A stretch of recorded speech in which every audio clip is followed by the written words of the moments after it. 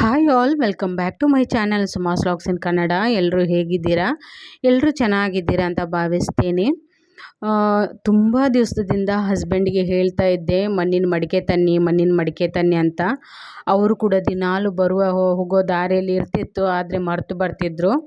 But ಇವತ್ತು finally ಮಡಿಕೆ ತೊಗೊಂಡು ಬಂದಿದ್ದಾರೆ. ತುಂಬ ಕ್ಯೂಟಾಗಿದೆ. ಹಾಗೆಯೇ ಒಂದು ದೊಡ್ಡ ಸಾಂಬಾರಿಗೆ ಮೀನು ಸಾಂಬಾರು ಮಾಡ್ಬೋದು, ಹಾಗೆಯೇ ಚಿಕನ್ ಸಾಂಬಾರು ಮಾಡ್ಬೋದು, ಏನಾದರೂ ಮಾಡ್ಬೋದು. ಆ ಥರದೊಂದು ದೊಡ್ಡದು ತೊಗೊಂಡು ಬಂದಿದ್ದಾರೆ. ಹಾಗೆಯೇ 4 ಚಿಕ್ಕ ಚಿಕ್ಕ ಗಿಂಡಿ ಥರ ಅದನ್ನು ತೊಗೊಂಡು ಬಂದಿದ್ದಾರೆ. ಆ ದೊಡ್ಡದಕ್ಕಿಂತ 4 ಗಿಂಡಿ ಉಂಟಲ್ಲ, ಅದಂತೂ ನನಗೆ ತುಂಬಾ ಇಷ್ಟ ಆಯಿತು.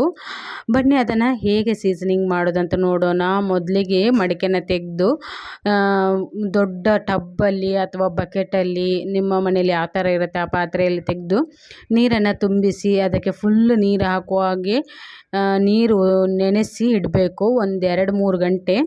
ನಾನಿಲ್ಲಿ ಬೆಳಗ್ಗೆನೇ ಹಾಕಿಟ್ಟಿದ್ದೆ. ಒಂದು 2-3 ಗಂಟೆ ಬಿಟ್ಟು ಮತ್ತೆ ಇಲ್ಲಿ ತೆಗಿತಾ ಇದ್ದೇನೆ. ಅದು ತೆಗೆದಾದ ನಂತರ ಅದಕ್ಕೆ ನಾವು ಏನು ಅಕ್ಕಿ ತೊಳ್ಕೊಂಡಿರ್ತೇವಲ್ಲ ಆ ನೀರನ್ನು ಹಾಕಿ ಮತ್ತೆ 1 ಗಂಟೆ ಇಟ್ಟಿದ್ದೀನಿ. 1 ಗಂಟೆಯಲ್ಲಿ ಎಲ್ಲ ಕೆಲಸ ಮಾಡಿ ಬರೋಷ್ಟರಲ್ಲಿ ಚೆನ್ನಾಗಿ ನೆಂದಿತ್ತು. ಈಗ ನೋಡಿ ಅದರದ್ದೆಲ್ಲ ಏನೆಲ್ಲ ಒಳಗಡೆ ಕೊಳೆ ಅಂಶ ಇದೆಲ್ಲ ಬಿಟ್ಟಿದೆ. ಈಗ ಇದನ್ನು ಚೆನ್ನಾಗಿ ಕ್ಲೀನ್ ಮಾಡ್ಕೊಳ್ಬೇಕು. ಫಸ್ಟಿಗೆ ಅದನ್ನೆಲ್ಲ ಅಕ್ಕಿ ನೀರನ್ನು ಪೂರ್ತಿ ಎಲ್ಲ ತೊಳೆದು ಹೊಸ ನೀರು ತಗೊಂಡು ಸ್ವಲ್ಪ ಬ್ರಷ್ ಹಾಕಿ ಮೇಲ್ಮೇಲೆ ತಿಕ್ಕಬೇಕು. ದಪ್ಪ ಬ್ರಷ್ ಹಾಕಿ ತಿಕ್ಕಿದರೆ ಅದು ಫುಲ್ಲು ಮಣ್ಣೆಲ್ಲ ಕಿತ್ಕೊಂಡು ಬರುತ್ತೆ. ಮೆಲ್ಲ ತಿಕ್ಕಿ ಹಾಗೆಯೇ ಅದನ್ನು ಒಂದೊಂದೇ ಆಗಿ ತೊಳೆದು ಮತ್ತು ವಾಪಸ್ ಬಿಸಿಲಿಗೆ ಒಣಗಲಿಕ್ಕೆ ಇಟ್ಟಿದ್ದೀನಿ. ಬಿಸಿಲಿಗೆ ಒಣಗಿದ ನಂತರ ಇದಕ್ಕೆ ಸ್ವಲ್ಪ ಎಣ್ಣೆ ಹಾಕಬೇಕು. ಸ್ವಲ್ಪ ಒಂದು ಕಾಟನ್ ಬಟ್ಟೆ ತೊಗೊಳ್ಳಿ.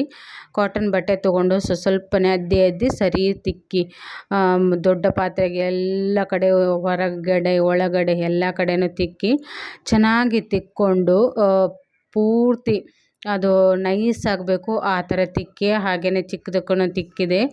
ಆ ಚಿಕ್ಕದು ವಾಪಸ್ ಎಣ್ಣೆ ಹಾಕುವಾಗ ಎಷ್ಟು ಕ್ಯೂಟಾಗಿ ಕಾಣ್ತಿತ್ತು ಅಂತ ಹೇಳಿದರೆ ತುಂಬಾ ಚೆನ್ನಾಗಿದೆ. ಇದರಲ್ಲಿ ಈಗ ನಾನು ಮೊಸರನ್ನು ಮಾಡಿ ಅದರಲ್ಲಿ ಮಕ್ಕಳಿಗೆ ಕೊಡಬೇಕು. ನಾವು 4 ಜನ ಇರೋದರಿಂದ 4 ತೊಗೊಂಡು ಬಂದಿದ್ದಾರೆ ಅವರು. ಪ್ರತಿಯೊಂದಕ್ಕೂ ಮೊಸರು ಹಾಕಿ ಮತ್ತು ಅದಕ್ಕೆ ಸಕ್ಕರೆ ಹಾಕಿ ತಿನ್ನಲಿಕ್ಕಂತ. ಕೆಲವೊಂದು ಜಾತ್ರೆಯಲ್ಲೆಲ್ಲ ಈ ಥರ ಮೊಸರು ಹಾಕಿ ಮಾಡ್ತಾ ಇರ್ತಾರೆ ಊರ ಸೈಡಲ್ಲೆಲ್ಲ. ಹಾಗಾಗಿ ಅವರು ಇದನ್ನು ಹಿಡ್ಕೊಂಡು ಬಂದಿದ್ದಾರೆ. ಇನ್ನೂ ಸ್ವಲ್ಪ ದೊಡ್ಡದನ್ನು ಕೂಡ ಇಟ್ಕೊಂಡು ಬರಲಿಕ್ಕೆ ಹೇಳಿದೆ, ಆದರೆ ಸ್ವಲ್ಪ ರೇಟ್ ಜಾಸ್ತಿ ಇತ್ತಂತ ಬಿಟ್ಟು ಬಂದಿದ್ದಾರೆ. ನಿನ್ನ ಹೋಗ್ತಾ ತೊಗೊಳ್ಬೇಕು. ಬಟ್ ಇದು ಆದರೆ ಪರವಾಗಿಲ್ಲ, ತುಂಬ ಅಂದರೆ ತುಂಬಾ ಚೆನ್ನಾಗಿತ್ತು.